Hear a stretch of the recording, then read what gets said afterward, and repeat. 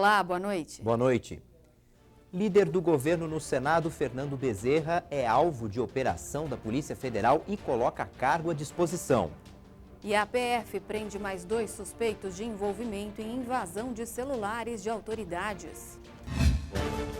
Tema de 3 propostas diferentes, reforma tributária é discutida em evento em São Paulo. A Justiça do Japão absolve 3 ex-executivos pelo acidente de Fukushima em 2011. O líder do governo no Senado, Fernando Bezerra Coelho, do MDB de Pernambuco, colocou o cargo à disposição do governo. Ele e o filho foram alvos da Operação Desintegração autorizada pelo STF e que investiga um suposto esquema de propinas de 5,5 milhões de reais. Foram 50 mandados de busca e apreensão. A Polícia Federal realizou as buscas no gabinete do senador e no apartamento do filho dele, o deputado Fernando Filho. Endereços em cidades como Recife e Petrolina, em Pernambuco, e João Pessoa, na Paraíba, também foram revistados. A operação foi baseada na delação premiada do empresário João Lira, apontado como operador financeiro de supostos esquemas criminosos em Pernambuco. As denúncias sobre irregularidades em obras, como a transposição do Rio São Francisco, no período em que Bezerra foi ministro da Integração Nacional no governo Dilma Rousseff. Em dezembro de 2018, a segunda turma do Supremo Tribunal Federal rejeitou, por 3 votos a 2, uma denúncia contra Bezerra Coelho na Lava Jato. O senador foi acusado de pedir e receber 41,5 milhões em propina entre 2010 e 2011 das construtoras Queiroz Galvão, OS e Camargo Correia. Na época, ele era secretário do governo de Eduardo Campos, em Pernambuco, e negou as irregularidades. Bezerra já foi alvo de 3 inquéritos que correm na primeira instância judicial. Fernando Bezerra Coelho se comprometeu em ajudar o governo na agenda de reformas no Senado, mesmo deixando o cargo. A defesa dele avaliou a busca da Polícia Federal como muito extensa e desnecessária. O ministro da Casa Civil, Onyx Lorenzoni, disse que Fernando Bezerra continua na liderança do governo, pelo menos até o fim de semana. A Polícia Federal fez hoje uma nova fase da operação que investiga a invasão de celulares de autoridades. Foram presos na ação Tiago Eliezer Martins dos Santos, em Brasília, e Luiz Molição, em Sertãozinho, interior de São Paulo, suspeitos de participação no esquema. Segundo as investigações, os 2 são integrantes do grupo que interceptou os celulares de procuradores da Lava Jato e autoridades como o ministro da Justiça e Segurança Pública, Sérgio Moro. Os mandados de prisão são válidos por 5 dias e os 2 serão interrogados amanhã em Brasília. Todos os 4 alvos da primeira etapa da operação continuam presos, depois da prisão temporária ser convertida em preventiva, que é sem prazo para acabar. O ministro da Economia, Paulo Guedes, prometeu que vai se reunir com os presidentes da Câmara e do Senado para chegar a um consenso sobre a reforma tributária. Hoje existe uma proposta da Câmara, o Senado entregou a dele e o governo prepara outra. O presidente da Câmara, Rodrigo Maia, esteve hoje em São Paulo e discutiu o assunto com empresários. Os deputados que estão à frente do projeto de reforma tributária que tramita na Câmara Federal participaram da audiência pública na Câmara de Comércio Americana, em São Paulo. Entre eles, o presidente da Casa, Rodrigo Maia, o autor do projeto, Baleia Rossi, e o relator da proposta, Aguinaldo Ribeiro.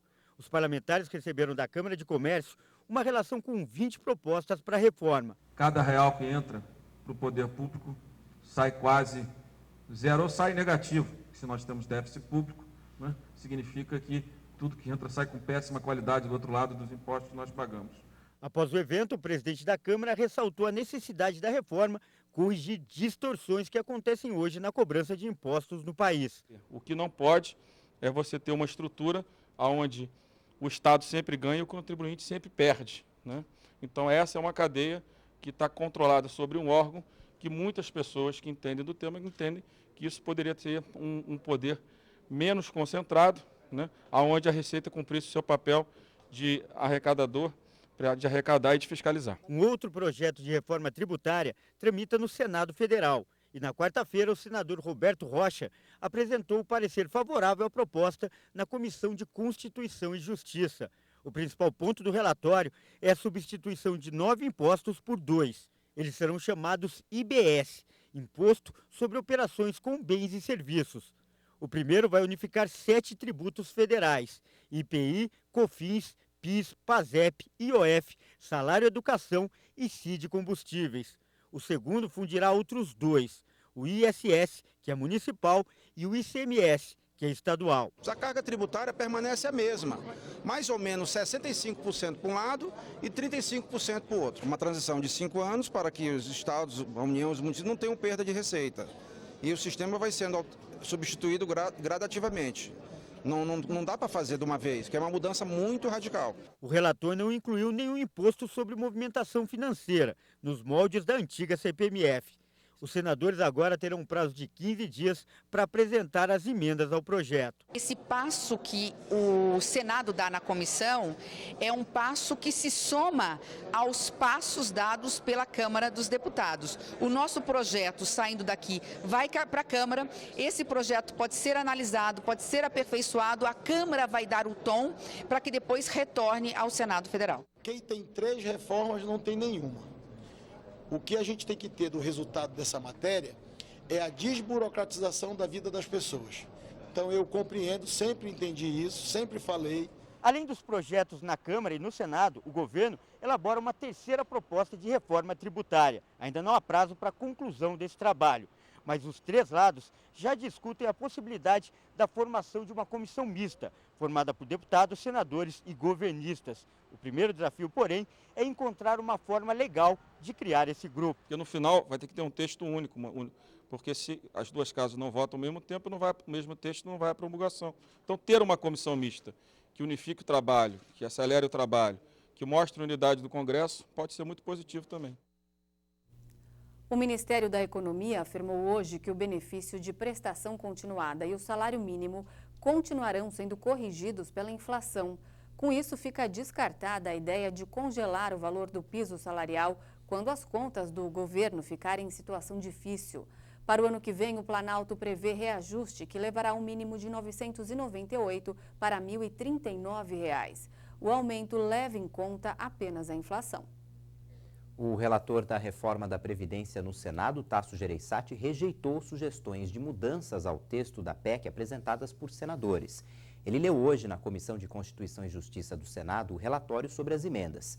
Assim, a economia será aquela prevista pelo governo, caso a reforma seja aprovada, 876 bilhões de reais em 10 anos. O senador acolheu apenas uma das 77 emendas propostas, que já estava incluída na reforma paralela.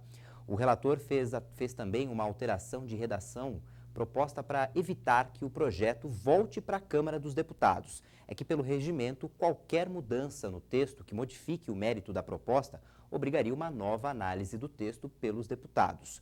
O início das discussões sobre a PEC no plenário do Senado está previsto para a próxima terça-feira. O projeto de lei que altera as regras para os partidos políticos e para as eleições foi aprovado na Câmara. Agora, o texto segue para a sanção presidencial. O parecer do relator, deputado Wilson Santiago, deixou de fora mudanças que afrouxavam a prestação de contas eleitorais. Mas outros pontos que tinham sido derrubados pelos senadores foram retomados, como o uso do fundo partidário para pagar juros, multas, débitos eleitorais e a compra ou aluguel de bens móveis ou imóveis.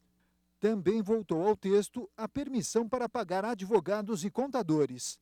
As mudanças propõem que os partidos podem ter registro e sede fora de Brasília e doações para partidos políticos com uso de boleto bancário ou débito em conta.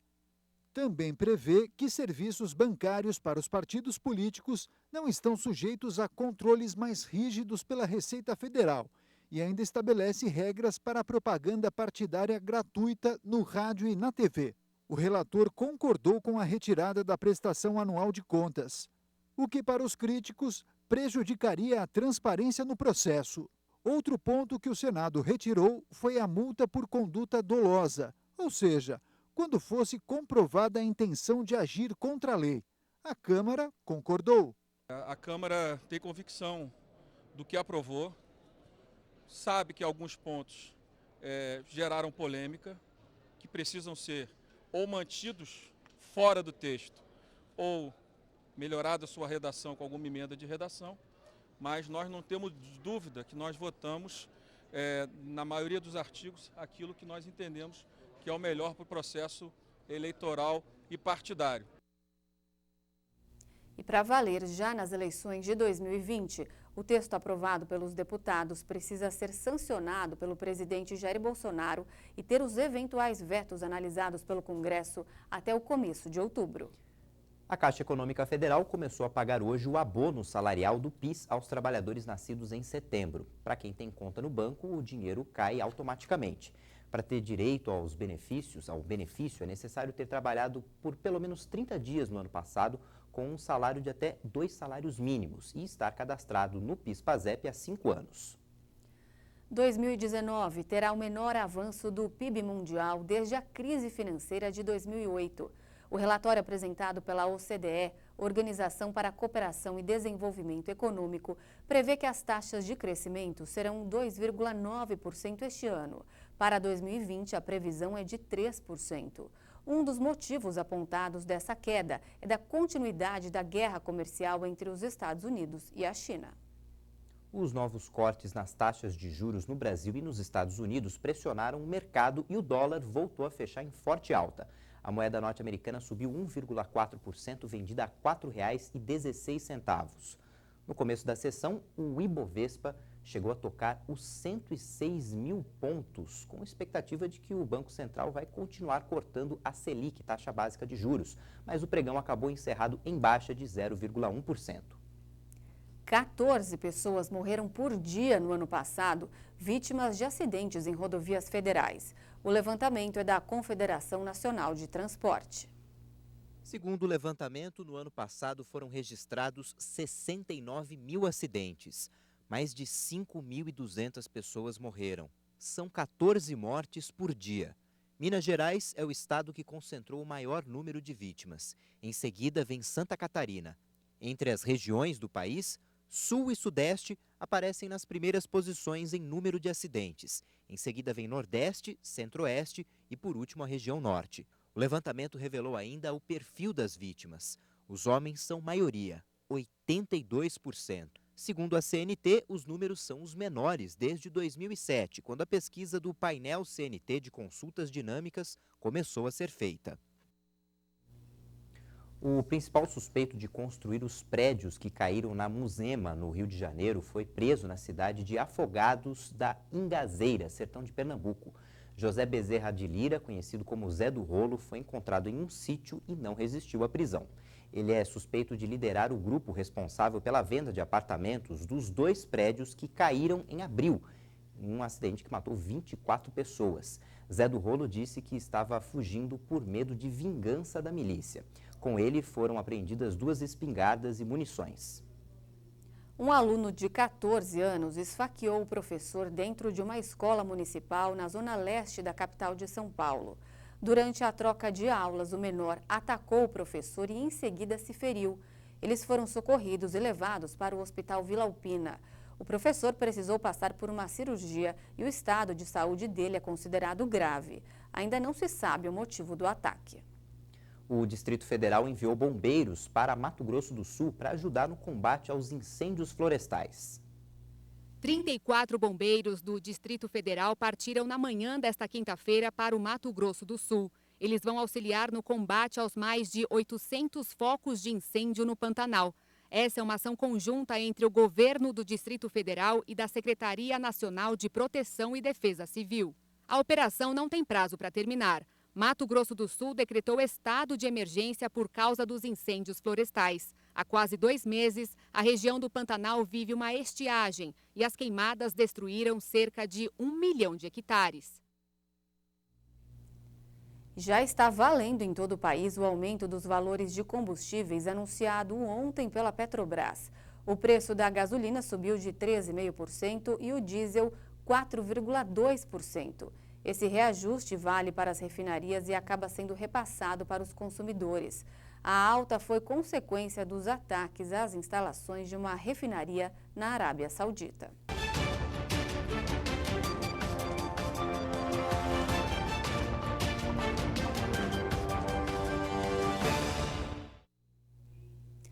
Cerca de 200 linhas de ônibus de São Paulo já aceitam o pagamento de passagem com cartão de débito, crédito ou pré-pago. Também é possível usar equipamentos com a tecnologia que permite o pagamento por aproximação, como celulares ou relógios inteligentes. O novo serviço está ainda em fase de testes. As companhias de trem e de metrô de São Paulo também testaram em algumas estações o pagamento por QR Code, que permite usar o celular para passar na catraca. A mineradora Vale foi condenada a pagar 11 milhões de reais em indenizações aparentes de uma família de turistas vítimas da tragédia de Brumadinho, em Minas Gerais. Essa foi a primeira sentença individual contra a Vale. A indenização é para familiares dos irmãos Luiz e Camila Taliberti Ribeiro, da esposa de Luiz, Fernanda Damiã de Almeida, que estava grávida, e do bebê Lorenzo, que ainda não havia nascido e foi considerado vítima do rompimento da barragem do Córrego do Feijão. Mais de 6 toneladas de maconha foram apreendidas em Pedro Juan Cabaleiro, no Paraguai, em uma operação que tem o apoio da Polícia Federal do Brasil. A 20ª edição da Operação Nova Aliança de Combate ao Narcotráfico, comandada pela SENAD, Secretaria Nacional Antidrogas do Paraguai, com o apoio da Polícia Federal Brasileira, chegou ao fim e os números são impressionantes. Em 10 dias, 66 acampamentos para o plantio e produção de maconha foram destruídos em 5 cidades do departamento de Amambai, em território paraguaio. Foram apreendidos e incinerados mais de 6.300 quilos do entorpecente já prontos para venda e 378 quilos de semente. 157 hectares de plantio de maconha foram erradicados, o que seria suficiente para a produção de 470 toneladas da droga. A maior parte das plantações estavam em áreas isoladas, escondidas entre montanhas. Na maioria delas, os agentes da SENAD tiveram que chegar em helicópteros. Até um viveiro para acelerar o cultivo da maconha foi encontrado pelos policiais. De acordo com a SENAD, com a operação, os traficantes deixaram de ganhar pelo menos 60 milhões de reais. A cooperação entre setores operacional e de inteligência das polícias do Paraguai e do Brasil para autoridades de segurança pública dos dois países é fundamental para conter o avanço do crime organizado, principalmente do narcotráfico aqui na região de fronteira. Algumas rodovias do Mato Grosso do Sul, como esta aqui, a BR-463, funcionam como verdadeiros corredores para que criminosos tragam drogas vindas do Paraguai e levem até cidades brasileiras como São Paulo e Rio de Janeiro. Grupo de Elite da Segurança Pública em Mato Grosso do Sul, o DOF, Departamento de Operações de Fronteira, tem sido responsável por um grande volume de apreensões na região. O serviço de inteligência hoje ele está focado na busca de levantamento de dados, principalmente das rotas utilizadas pelos traficantes, e é justamente onde nós temos empenhado o nosso efetivo, que tem trazido esta exponencial crescimento da apreensão das drogas. O juiz Marcelo Bretas não autorizou Michel Temer a viajar para a Inglaterra em outubro, onde ele faria uma palestra. O ex-presidente é réu acusado de receber propinas nas obras da usina Angra 3. O Ministério Público Federal tinha se manifestado contra a autorização para a viagem. O ministro das Relações Exteriores do Irã, Mohammad Javad Zarif, afirmou que os Estados Unidos ou a Arábia Saudita vão desencadear uma guerra total se atacarem o Irã. Confira agora em um giro de notícias internacionais. Zarif disse que o país não quer guerra porque isso levaria a muitas perdas, mas que o Irã não vai relutar ao defender seu território. A declaração no Twitter foi uma resposta às observações do secretário de Estado americano Mike Pompeo, acusando o Irã de responsabilidade pelos ataques de sábado. A Arábia Saudita também afirmou que a República Islâmica patrocinou as ações e que as armas usadas foram feitas no país, mas não culpou diretamente o rival. O Irã negou qualquer envolvimento no caso. Benny Gantz, o grande rival de Benjamin Netanyahu nas eleições legislativas israelenses, afirmou que deseja ser o primeiro-ministro de um futuro governo de unidade nacional, destinado a tirar o país de um impasse político. Mais cedo, Netanyahu tinha pedido a Gantz a formação de um governo de união, depois das eleições que terminaram empatadas. Os resultados mostram que nenhum dos dois partidos terá condições de reunir as 61 cadeiras necessárias para governar, mesmo com o apoio dos aliados. A justiça japonesa absolveu 3 ex-executivos da TEPCO pelo acidente de Fukushima em 2011. O juiz considerou que os homens não podem ser culpados por consequências da catástrofe nuclear que aconteceu após um violento tsunami. A promotoria havia pedido 5 anos de prisão para os acusados. O acidente provocou a morte de mais de 18 mil pessoas no nordeste do país. Os investidores consideraram a decisão do tribunal uma boa notícia para a TEPCO e a ação do grupo registrou alta de 2,5% após o anúncio do veredito. O Senado argentino aprovou uma lei de emergência alimentar para permitir mais recursos a programas sociais. Manifestantes ocupam as ruas há semanas, reivindicando a medida em um momento em que o país atravessa uma grave crise econômica, com mais de 1/3 da população na pobreza. A lei permite aumentar 50% nas ajudas e assistências alimentares, com cerca de 8 bilhões de pesos destinados ao setor, o equivalente a 540 milhões de reais. Um homem foi capturado pela polícia ucraniana depois de disparar de um carro em uma ponte movimentada de Kiev. Uma operação de segurança fechou a ponte após uma ameaça de explosão. A imprensa divulgou que se tratava de um ex-soldado do exército vindo da península da Crimeia, anexada pela Rússia, e que provavelmente estava sob efeito de drogas. As forças policiais também informaram que o caso foi tratado como um ato terrorista. O Mercado Central de Belo Horizonte, um dos pontos turísticos mais visitados da cidade, completou 90 anos.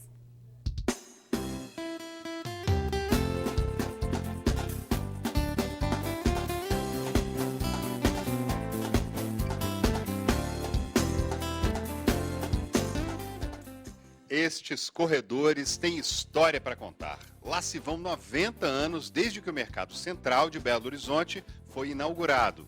O Antônio está aqui há mais de meio século. A banca de frutas era do pai. Desde que ele faleceu, o filho assumiu o posto. Eu de 61 que trabalho no mercado. O meu pai começou aqui, eu vim no mesmo na época dele. Ele faleceu, eu continuei aqui. Então, acompanhei o crescimento não, porque o mercado continua praticamente do mesmo tamanho. Mas a reforma, né? Isso aqui era madeira, o chão era só asfalto, né? E eu, além de fazer parte, eu adoro trabalhar no mercado, né? Você vê o tempo que eu estou aqui, então gosto muito. E o mercado é muito bom, né? Muito sadio, a clientela é boa, né? Tudo aqui é muito bom, graças a Deus.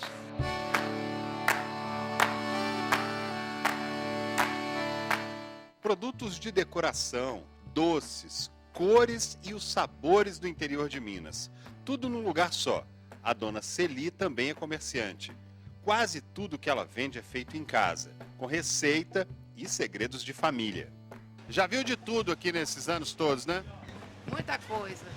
Muita gente bacana que vem aqui visitar o mercado, vem gente fora, vem gente daqui mesmo, da periferia aqui de Belo Horizonte, vem de Sabará, de Matozinho, de Vinópolis, Sabinópolis, todos os cantos vem gente comprar na minha mão. Eu tenho uma clientela muito boa, graças a Deus. Tem queijo, doce, manteiga, goiabada cascão. Olha, e para você que não conhece o Mercado Central, tem curiosidade de saber como é que é aqui dentro, a gente vai levar vocês agora num dos corredores principais aqui do mercado. Que é esse corredor aqui, o corredor de queijos. Tem queijo de tudo que é tipo aqui nessa parte, ó. Quer ver? Vamos conversar com as meninas aqui, ó. Deixa eu ver aqui. Oi, tudo bem? Quantos queijos, tipo de queijo você tem aí? Ah, tem muitas variedades, né? Tem queijo curado. Tem queijo curado, tem o queijo fresco, queijo meia cura, queijo padrão, que é o queijo de massa cozida. Queijo artesanal Queijo artesanal de Minas, né? São Roque de Minas, da Serra da Canastra. Famoso. Famosíssimo. O pessoal vem muito aqui procurar queijo, né? Mineiro fica sem queijo não, né? E os turistas também, né? Todo o país, o povo de todo o país vem aqui comprar, né? Queijo do Cerro também é famosíssimo. Este casal mora nos Estados Unidos. A Soraya e o Alex garantem. O mercado foi parte obrigatória no roteiro da visita a BH. O que você está achando do Mercado Central hoje? Maravilhoso. Especialidade, variedade, tudo quanto é tipo, né? Tudo, muito material local, né? Muita coisa local, artesanal, né? O que mais que você viu aí que te chamou a atenção? A variedade de queijos. Eu fiquei impressionado. É Minas Gerais, né? Conhecido lá fora, né? Como a cidade do queijo, né? O estado do queijo, né? Eu vi uma variedade de queijo, tamanhos diferentes, sabores, impressionante. Ai, maravilhoso, né? Bem animado.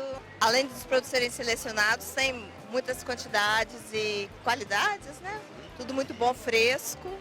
E a gente está bem feliz de estar aqui. Parabéns para o Mercado Central.